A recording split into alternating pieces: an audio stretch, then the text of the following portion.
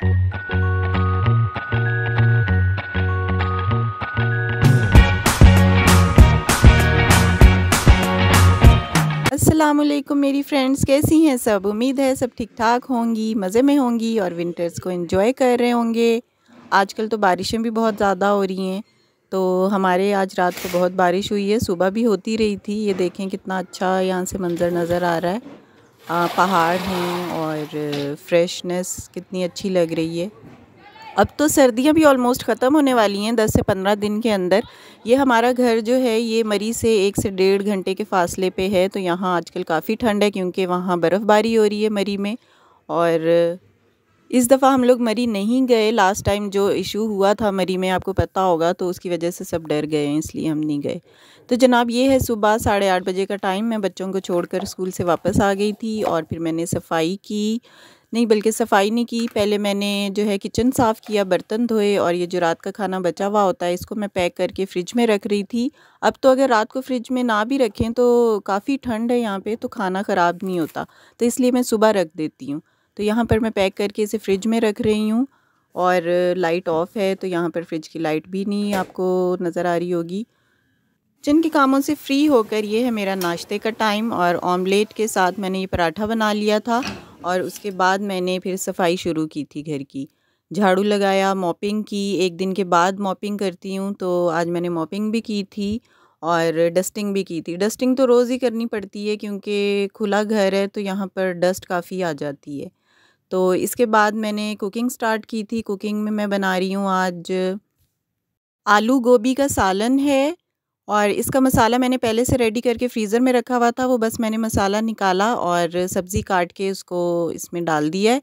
मसाला मैंने कभी-कभी रेडी करके रखा हुआ होता है ताकि मुश्किल वक़्त में अगर बंदे के पास टाइम ना हो तो वो निकाल के मसाला पतीली में डालें और इसको आप जो है वो सब्ज़ियाँ काट के बस डाल दें और आपकी हांडी जो है वो रेडी हो जाएगी।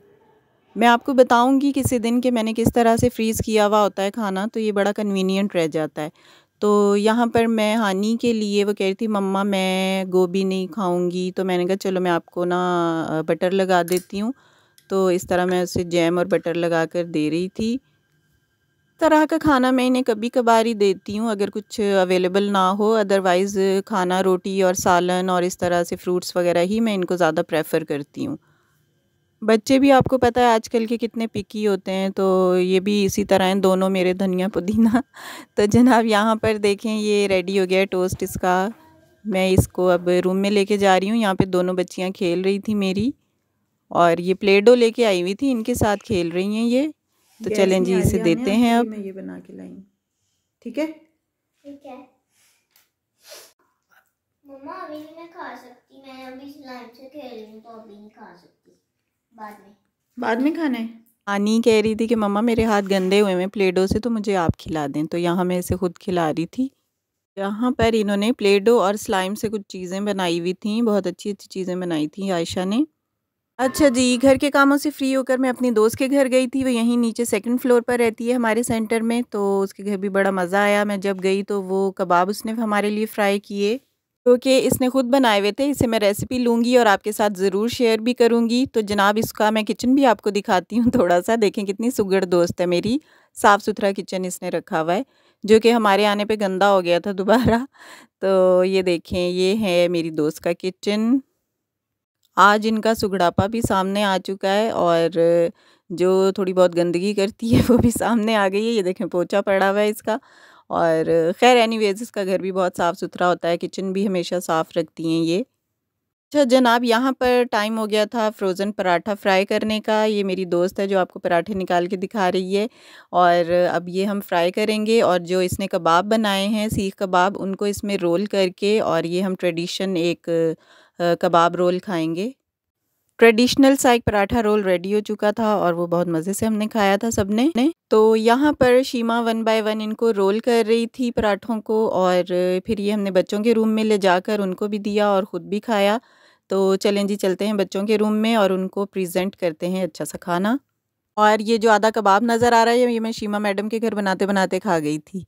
तो जनाब यहाँ से फ्री होकर हम बच्चों के स्कूल गए थे। इनका आज पीटीएम था।